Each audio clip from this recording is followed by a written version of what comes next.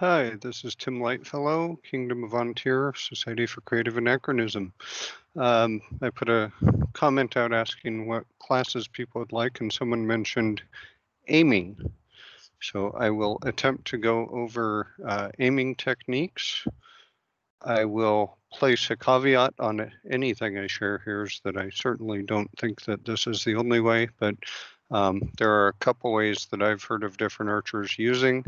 So I will discuss what those are, and hopefully that is helpful information. First thing to start out with whenever you talk about aiming is that your form and draw has to be consistent or the aiming is only going to be so effective. You need to have a consistent anchor point. A lot of people use like the corner of their mouth. If they're drawing horsebow, they use their ear. But you want to draw to the same place every time. That's going to give you the same draw length every time. Again, as long as you keep your bow arm the same. And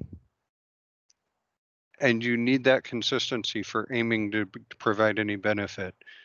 If you're drawing an inch longer or an inch shorter on any given shot, that can be up to 2 to 3 pounds more or less force from the bow. And that's going to change where the arrow lands, even if you're using the same aim point. So just something to be aware of. I am not going to draw this because, frankly, behind the laptop is the fence and the alley in the neighbor's house. But I will knock the arrow just so I can kind of use it as a demonstration. So the first method of aiming is using the tip of the arrow. So literally you draw to your anchor point, and for most of us, anchor point means the string is off to the side of our eye. So what that means for your picture window is that you're actually going to feel like your aim point, if you're right-handed, is to the right of the center of the target. If you're left-handed, it'll feel like it's to the left of the center of the target because of the angle you're looking at that arrow tip at. So what you will tend to do at 20 yards is you'll want to pick a place on the target to the right of the center, depending on the poundage of the bow, either a little high or a little low, and you want to pick a starting point. So let's say maybe you pick, on our standard 5-color targets, maybe you pick right bottom corner of the black. So where the black and white meet down in the bottom right corner. And you draw and you line it up so that's where you see the arrow tip touching, and you loose and you see where it lands. Well, that now gives you a point to judge by. So the shot went right, bring that point left. The shot went high, bring the point down. Shot went low, bring the point up. So you can use that then for your when you do your first shot during warm-ups to fine-tune your aim point to get it to a better spot. Now again, anytime you're aiming, it depends on consistency of your draw. It depends on your arrows being somewhat closely matched. If they vary a lot in spine or in physical weight, they're going to fly differently, and so they're not going to land in the same areas. So that explains for a tip. Now, I've seen some people change their draw style. Like I think one guy actually puts his finger on his eye tooth, and what that does, and he actually tilts his head just a little. And so what that does is it lines it up so he actually is looking right down the string and right down the arrow, and that brings it back in line to center and means that now your only concern is figuring out elevation. Whereas being a little off to the side, you're trying to figure out left and right and elevation. Okay, so I hope that helps with that method. The challenge in that method is, let's say I break the tip off this arrow and I taper it and I put a new tip on. I now have one arrow that's about an inch shorter. So if I'm using the tip and I put it in the same spot, that means I'm actually aiming higher to get that shorter tip to that point, which means that arrow's not going to land in the same place as the others. A way around this is using the bow itself to determine your aim point. In this case, as you'll see, we have a standard modern-ish recurve. This is a one piece, but takedowns are similar. They just have separate limbs with screws, but it has the cutout. You can use that for aiming. Use the side of the cutout to figure out your left and right, and then pick a spot.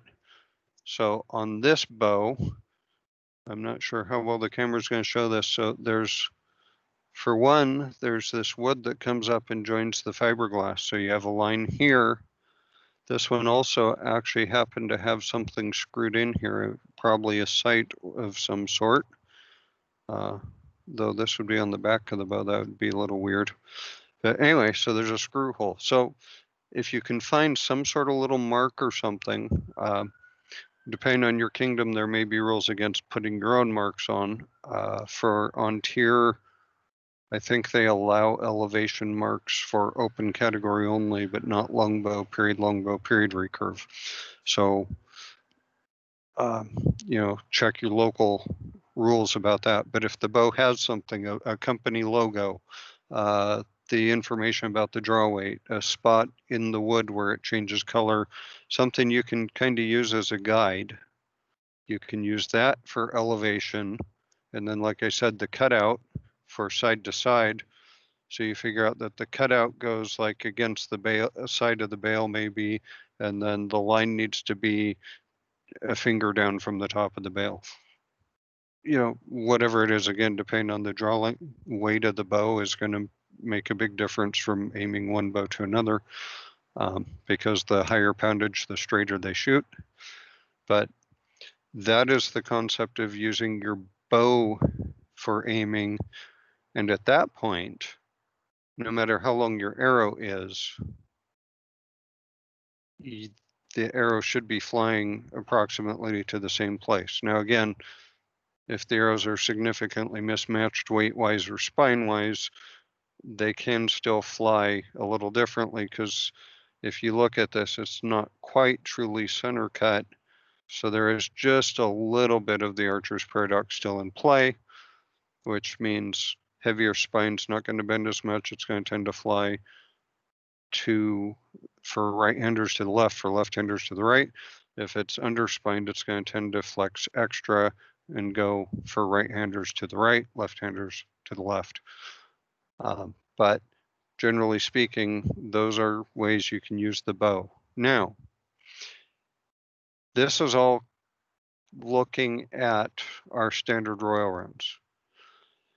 If you're doing distance shoots, you can still use that. What we tend to teach here for like our York shoot, which is up to 100 yards, or our clout shoot, which is 180 yards, is that you still do the same stance and you bend at the hip and possibly the knee to help you to get the elevation you need.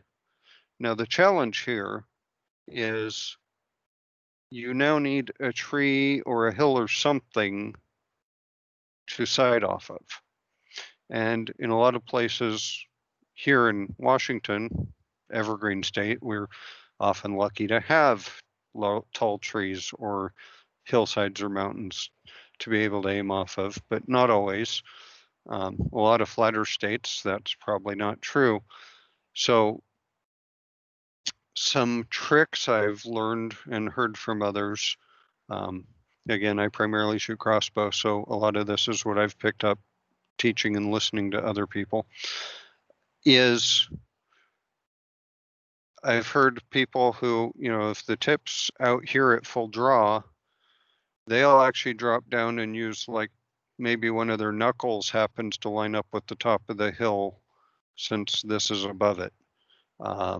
Maybe there's a mark on the lower limb that lines up with something so that you can still use the bow or use part of the bow or yourself as that elevation guide in order to help with the longer shoots.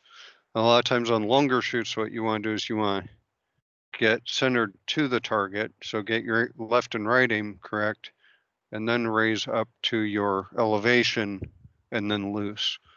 So you can still use that side of the bow for left, right, and then figure out what works based on what you have to sight off of to figure out elevation. Sometimes there's nothing and it's just a guess and trying to figure out the elevation and then, you know, get your body to remember that, hey, this is where I need to be. Okay, I hope that helps with recurve. Let's move on to a longbow. Now, longbow and a lot of the horse bows are going to be fairly similar. And when I'm saying longbow, I'm thinking in my mind a period style longbow, which is to say no shelf. So some people might have a built out shelf, they might shoot off their hand, but the point is you don't have that cutout to use for sighting. So what you do have is you still have the sight of the bow. So what you can do is use the sight of the bow as your left right, and that can help. For me personally, I've noticed that every once in a while when I draw this, I'll tend to angle it slightly. And if you're using this for your picture window, it can force you to realize that it's angled and bring it back to where you want it. So it can perhaps have an additional benefit for your form. So you can use the side of this to figure out left, right, and you can use, again, if you have a mark like this one's bamboo, so there's actually a bamboo joint right there. I could use that to help with elevation. I have the little pad that the arrow sits against. I could use the top of that to help figure out elevation. Or I could go back again to using my hand. The problem that I see with that on this bow is I can grab it in quite a range of areas and have it feel fairly much the same. Whereas the recurve has the built-in grip, and so you're going to tend to grab it the same each time. You don't really have that for this, so if you can, try and find something there. Or it may even be that you have a knock bead here. I haven't put one on yet, but it may be that you're able to see like the knock bead lines up with something. So again, looking for something that's going to be pretty static when you draw will give you the best results for using it as aiming, because then you're not reliant on all your arrows being the same length, the same spine, and everything. Still having arrows the same spine, same weight, or similar is a good thing and going to give you more consistency. I hope that helps with that.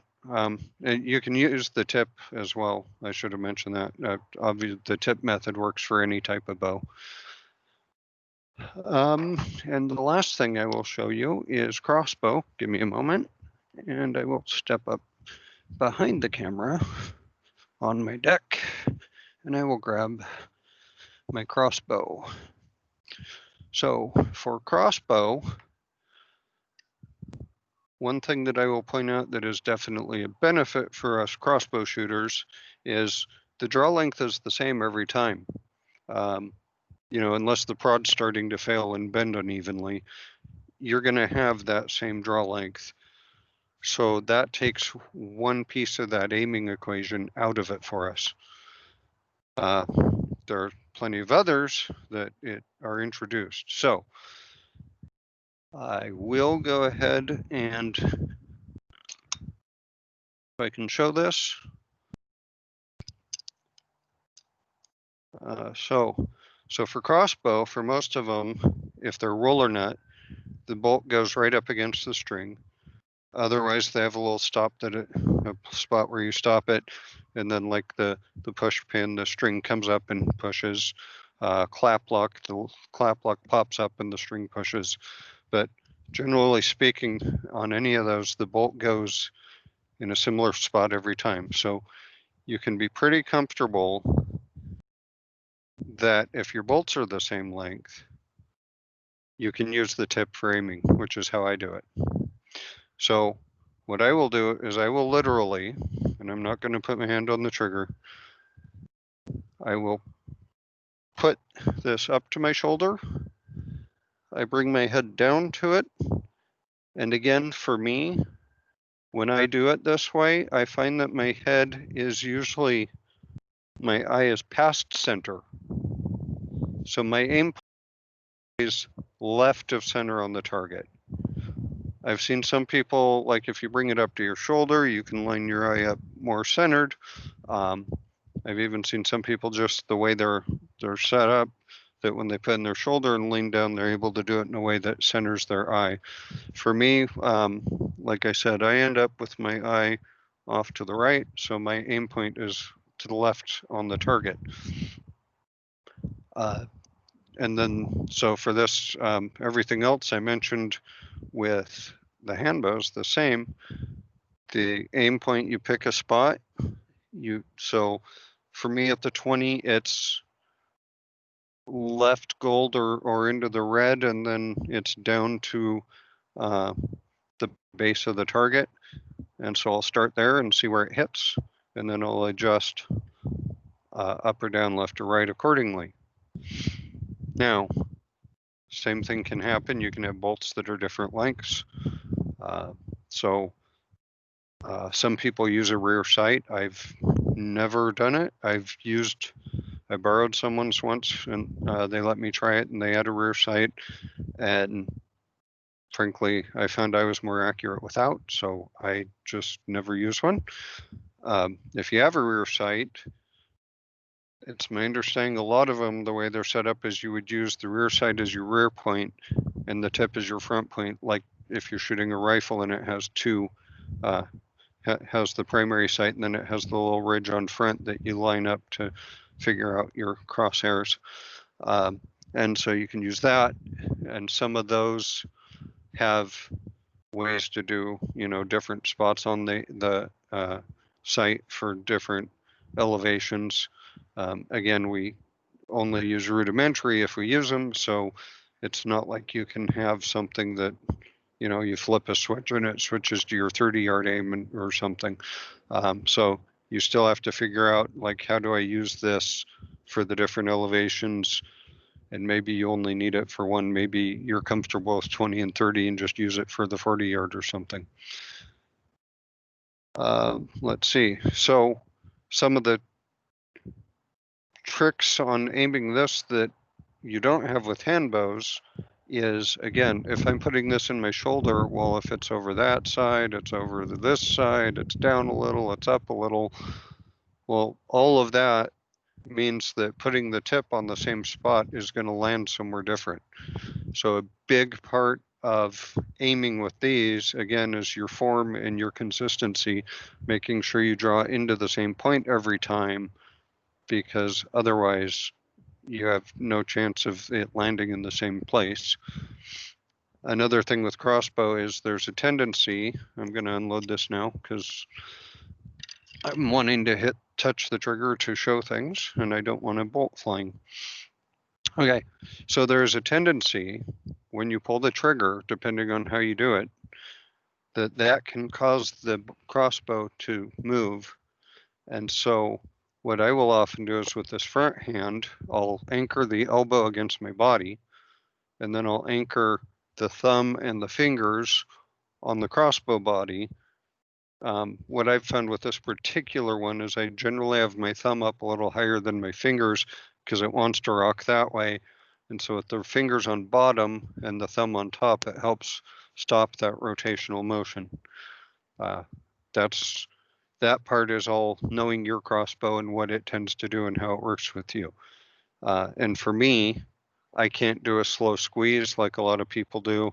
So I end up doing a quick draw which makes it more likely to want to rotate. So I've had to find a way to counter that rotation.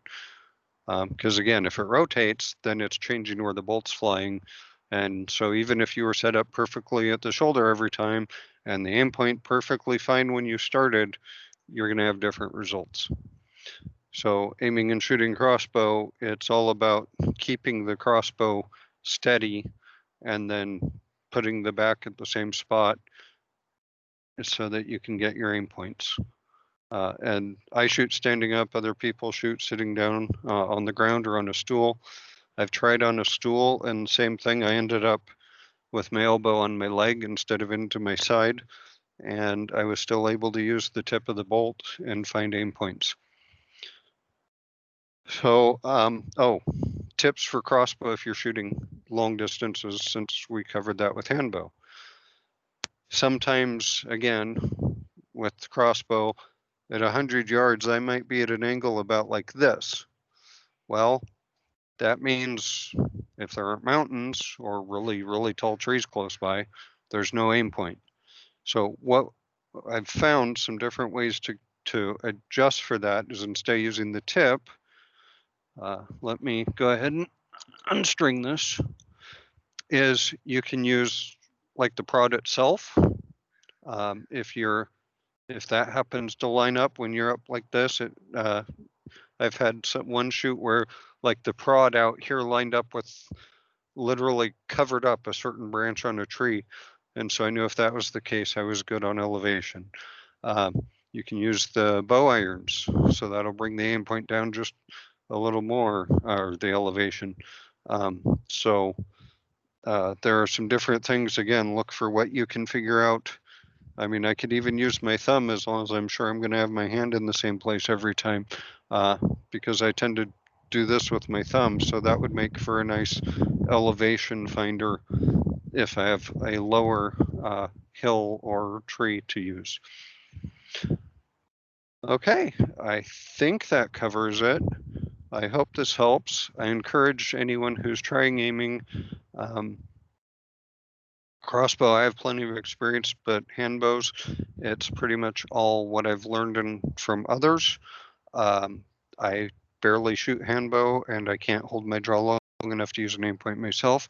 So I strongly encourage you to take this information, but also talk to those who have experience using these aiming techniques or different ones. Maybe there's some other ones they can teach you. And find out those little details, those little fine tunes that help them to really dial it in better.